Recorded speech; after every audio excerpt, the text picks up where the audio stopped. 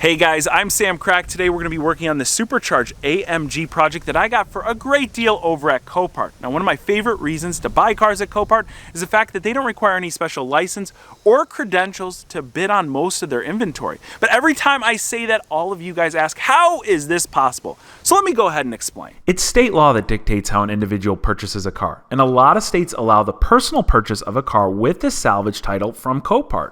You can simply check your state's laws by visiting Copart's site, and under the support tab, click Help with Licensing. There you'll find a list of all 50 states and their laws. In my state of Florida, the law states that I will need to use a broker in order to bid on any car, but that is why I frequently look at Copart cars in Georgia, as it's only a few hour drive, but I can still personally bid on and win, all with the free Copart membership. It only takes a minute or so to register, and you'll have access to bid on tens of thousands of cars at any given time. While you're visiting Copart, be sure to check out the list of my personal favorite cars coming up for auction. I'm going to link that down in the description box below. I want to give a huge thanks to Copart for allowing me incredible deals on project cars like the Supercharged E55 AMG, and for also sponsoring this video. Before we install all our new parts and modify this car, well, we got to remove all the damaged parts off the front end. Now, this is a pretty simple front end with pretty simple front end damage all contained here on the passenger side, but we're going to remove our upper radiator support here with just a few 10mm bolts. We're also going to remove this broken bracket down here, any of the cracked plastics in the way. When we get all of that off, we'll have access to our cooling system, our condenser, and our radiator. Now, in the accident, I'm guessing that a lot of the coolant escaped because whenever I went to drain it out of this car, well, there was none left. So we probably have a damaged radiator, and on top of it, we have a recalled radiator. This is the original one that came on the car in 2003, and what happens is that the trans cooler inside will kind of start to fall apart, the channel for that, and it will mix with the coolant, causing the infamous strawberry milkshake, which will take out your transmission. We want to replace this with a new OEM updated part, which we have down here from FCP Euro. Now, while we're in there, hopefully we don't find any surprises. This should be fairly straightforward, so let's get to work.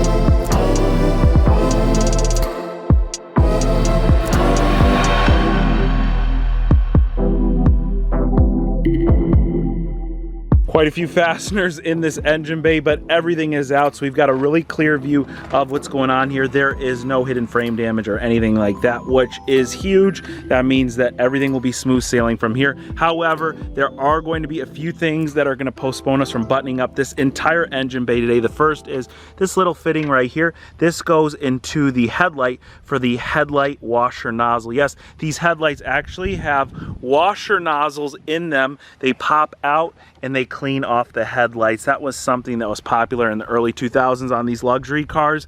And then we just have another broken fitting on this end. This hose should be replaced. It's pinched pretty nice right there. But the big one is the fan shroud. Now, I haven't really researched this. We might need to get a whole new fan and fan shroud combo. Either way, I don't think these are going to be very expensive because this car's been out quite a while.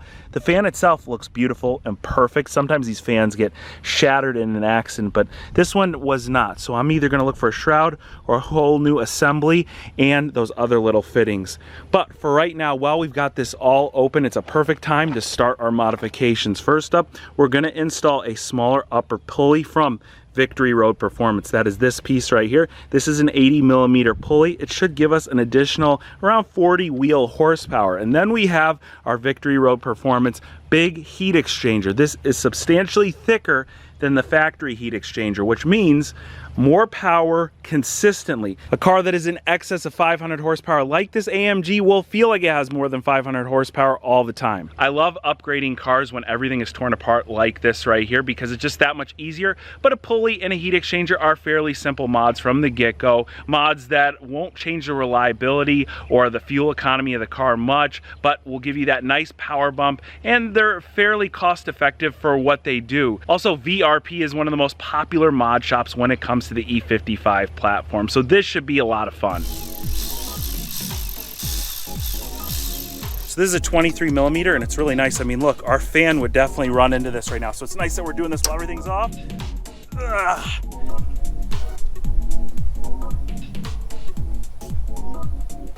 There you go.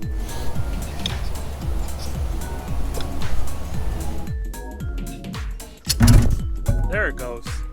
There it goes, right there. All right, now that this is in place, broke out a tool I haven't used in a while. This is a feeler gauge. All these sticks represent a different diameter. And so right here is what we need.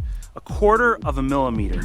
And we're gonna put this in between the clutch and the pulley, and we're gonna make sure we torque it down, but leave 1/4 of a millimeter gap between the clutch and the pulley. All right, we're all good. Our pulley spins independently of the clutch, as you can see. Last thing we gotta do is just hook up our replacement belt. Since the diameter of this pulley is smaller, the belt would have a hard time wrapping around it and you could have belt slip. But since we're putting the new belt on, we shouldn't have any of those issues. Oh yeah, easy enough.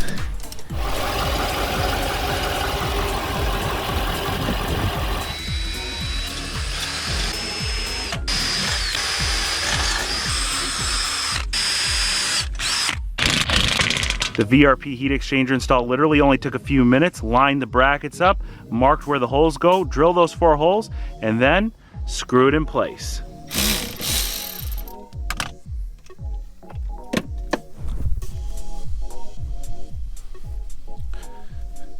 Now that we've got the battery disconnected, we can go ahead with the install of our CKM Designs sports steering wheel and replace this old school, this round, regular looking Mercedes steering wheel that came on pretty much all these E-classes. Now, this is a really easy install, and I've already started by loosening up the screws that are behind the steering wheel. Now, if you are starting this job for the first time, you're gonna wanna keep the battery power on, turn the ignition on, and just move the steering wheel on an angle so you have access to both of those screws. That's done, and now the airbag just comes right off, but it is being held in place with a couple of wires. So I'm gonna go ahead and just use a flathead screwdriver, help me pop these off.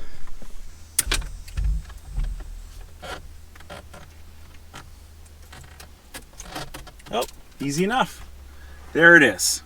That last harness definitely needs a screwdriver, but once you pop it, the airbag comes right out, and we're left with what looks like a metric socket here. There's a pretty large one, and so we're gonna go ahead, put a metric socket on an extension.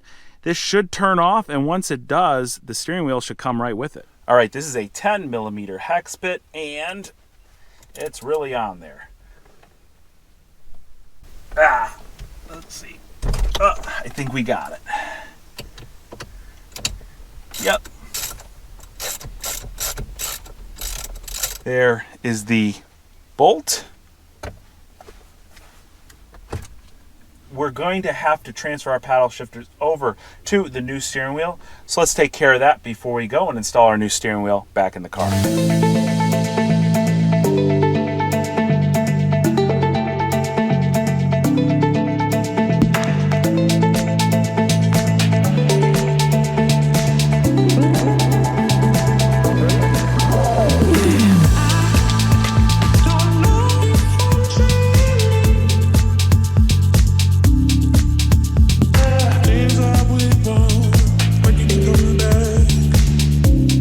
And this flat bottom steering wheel really transforms the interior of the car. Love the white stitching, the white leather centering. I think it complements the white gauges perfectly.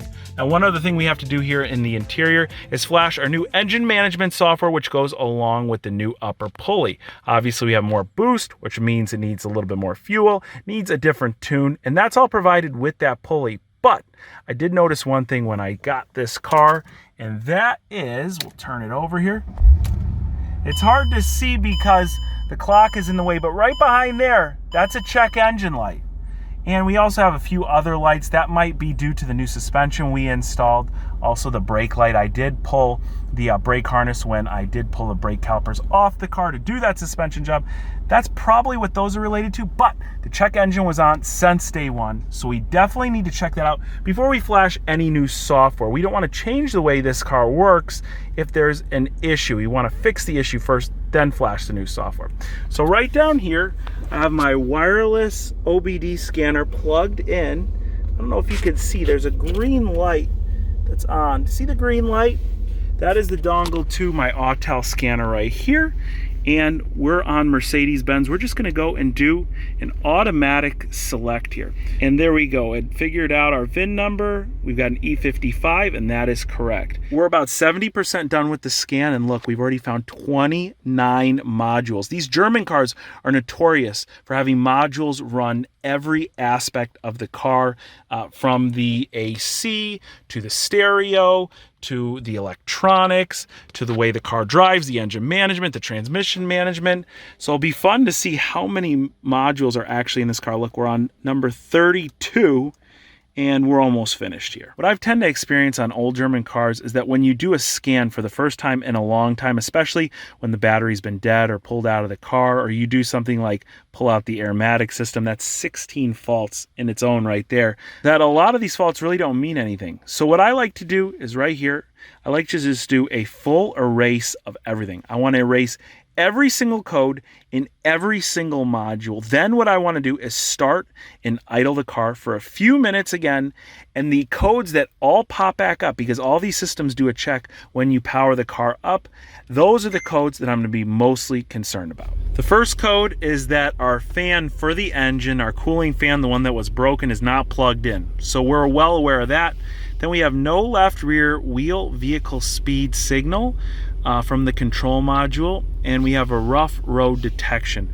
My guess is that these are here because of the suspension change, the suspension height change, and also just because we haven't driven the car after the suspension install. So we're all good there. Our budget E55 is nearing completion. Once I get that replacement fan and those fittings, I'm gonna throw them in the engine bay. Hopefully I can get that all buttoned up in less than an hour, and then our mechanical repair on this rebuild project will be finished. All that's left is a little bit of body work. I've got a replacement hood and fender, and we're gonna repair the front bumper, repaint all those body panels, assemble the front end, and then we'll have a customized E55 AMG for less than the price of a retail one. I hope you guys enjoyed this video. If you did, be sure to give it a huge like, and I want to thank each and every one of you for watching today. I'll catch you very soon.